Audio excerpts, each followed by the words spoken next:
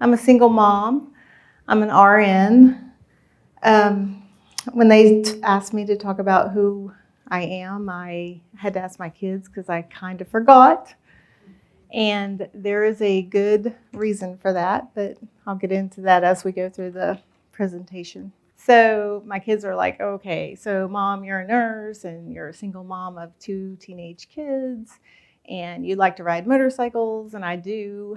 And I have like a little 250 Yamaha that I like to ride around. And it's kind of embarrassing because it's not a road hog. Maybe I'll upgrade at some point. I started real estate before gray hair was an issue.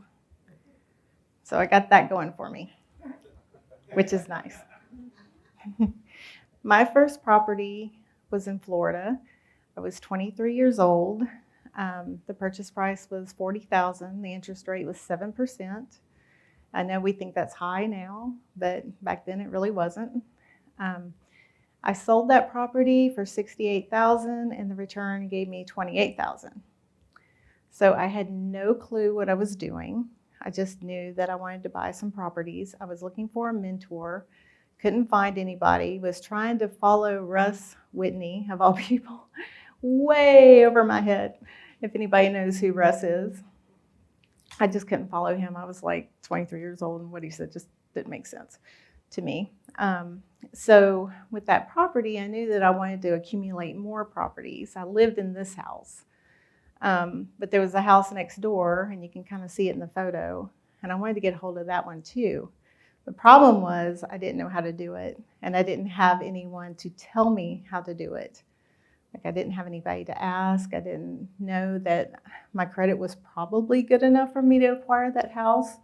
I didn't know how to find contractors.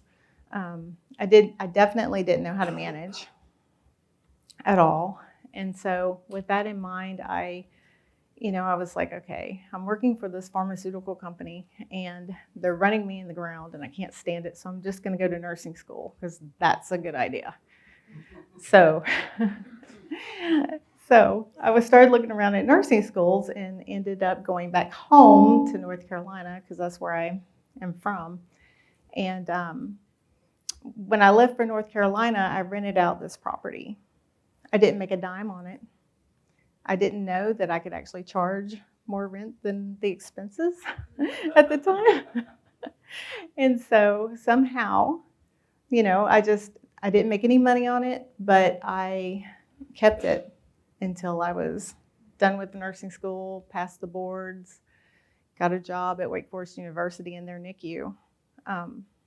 And if you know anything about NICUs and ICUs and stuff like that, they will run you in the ground. It's a hard job. And I enjoyed it, but I ended up being a travel nurse. So that's how I landed in Texas. And hence, property number 2. Property number 2 was when I got to Texas and I got married, and the kids up there, they're mine.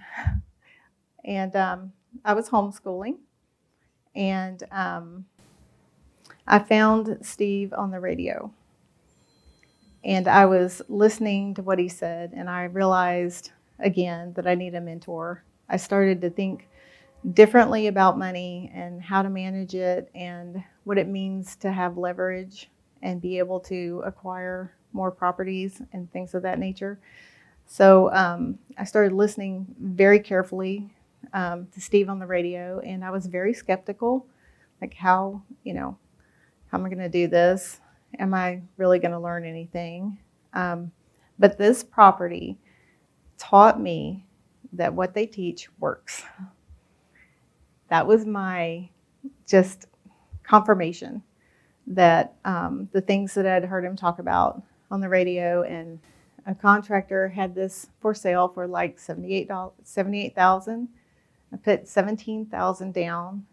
I didn't do any repairs. I had an interest rate of 5%. I cash flowed to $580 a month on that single family property. It was awesome. And then, a few years later, we sold it for $138,000, and the return was $65,000 for us. So at that point, I did set up a 1031 exchange. because I had other plans for that money. And that's where I learned 1031 exchange is an organization just like this one. So in between that A-Leaf house and the 14 units that I'm going to get to next, I bought this other house, and the price was $79,000. Had a hard money loan at 14%, put 15 down, had 23 in repairs.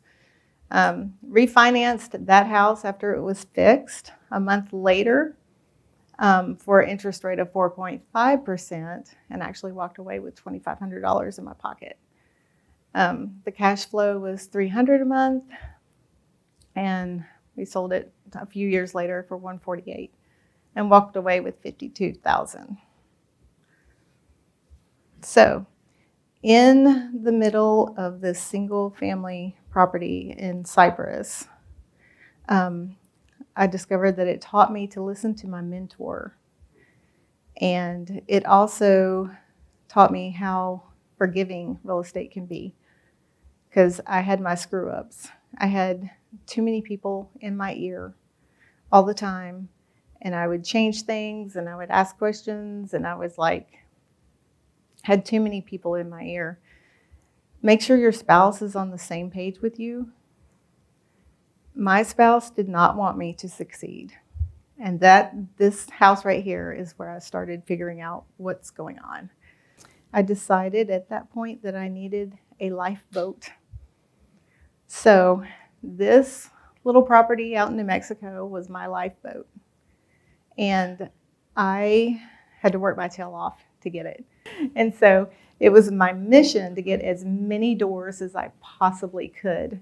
So when that A-Leaf house sold, I set up a 1031, and I talked him into signing the 1031 to put all of that money into this place in New Mexico. And so that's how we worked.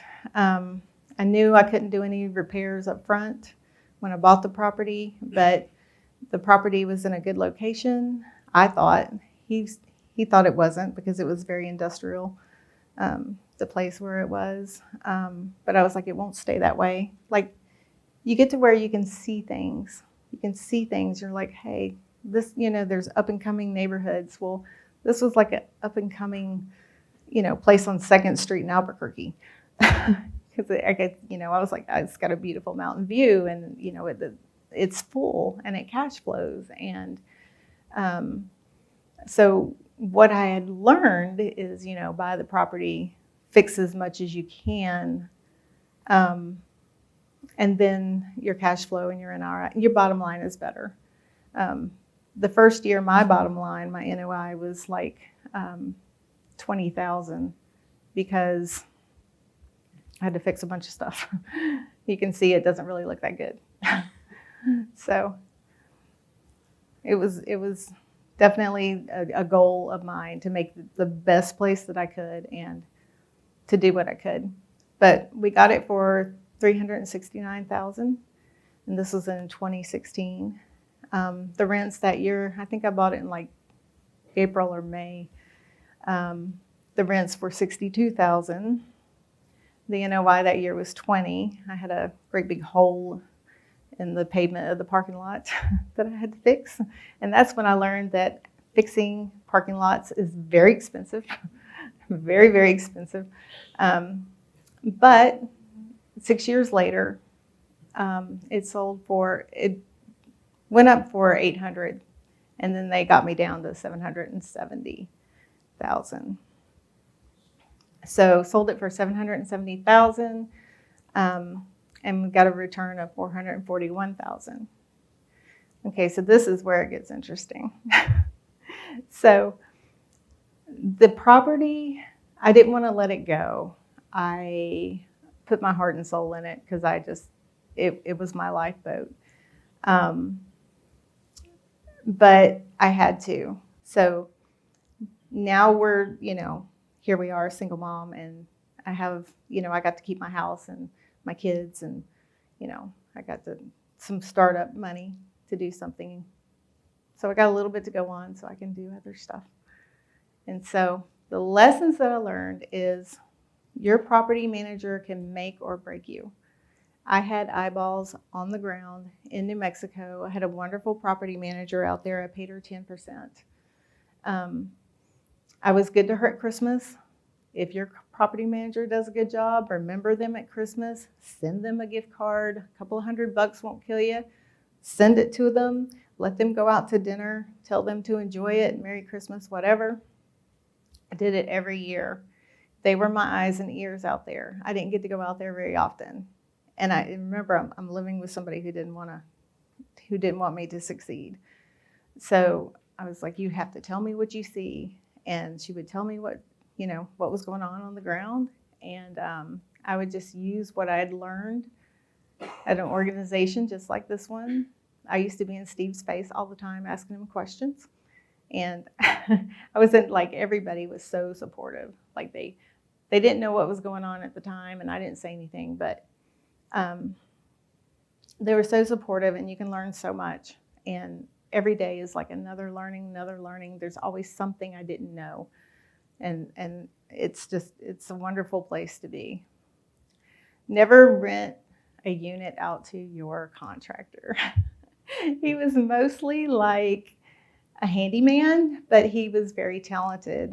It can lead to very difficult and embarrassing situations. He thought he was Magic Mike. He answered his door completely butt naked when my property manager came up because she wanted to pay him, or she wanted to ask him to do something because he'd done all the stucco repairs and all the painting and the things that had to be done out there. And that's where the funky colors come from too, because when you're in the desert or at the beach, you can get away with that. So I was like, yeah, let's put out some, nice bright colors. And the tenants loved it, and I stayed full. I had a waiting list for this property. So it's like, if you have an opening, please let us know. And, it was good. But yeah, he thought he was Magic Mike. It was embarrassing. I got that phone call. You want to make your repairs as soon as possible at the beginning and raise your rents. You really do. If you are able to, do it. Absolutely do it. If your buyer's inspector finds a dead body in one of your units, it's not the end of the world. We did press the panic button on that one. When it was up for sale, we're under contract, and the buyer's inspector came out to inspect all the units. And then I get this phone call, and it was like, Sherry, he found a dead body in Unit 10. And I was like, you're kidding me. I'm in Houston. That's out in New Mexico. I'm freaking out. But again, like, what do I do? And so I kind of reached out. And I got some good advice and found out that the insurance will pay for a cleanup, which is awesome. Multifamily is a lot more lucrative than single family. I mean, it's crazy because when you cash flow anywhere, I did in my case, like $2,000 to $5,000. That was a lot of money to me. And so I learned that it was more lucrative. So what I learned, you're in the right place to learn. Problems do come up from time to time. Real estate is very forgiving because you can listen to my story and see my numbers, because I think I could have done so much better, but I had way too much pressure. You want to talk with people of like mind, because my friends thought I was insane. His parents were always poo-pooing it, and whatever. And you just don't want to hear it because it's so negative. And it's so doable. Like, real estate is so doable. You just got to know. So let the knowledge replace the fear, because you're afraid to send out all that money because you don't know what's going to go on. But if you do your homework, if you do your due diligence, then you can actually make yourself a pretty penny. And it does work if you know what you're doing. So you just really got to do your homework. Go to the classes, learn from the people that you meet, make your relationships, and and do what your mentor says, for sure. And you'll be just fine. So thanks for listening to my presentation.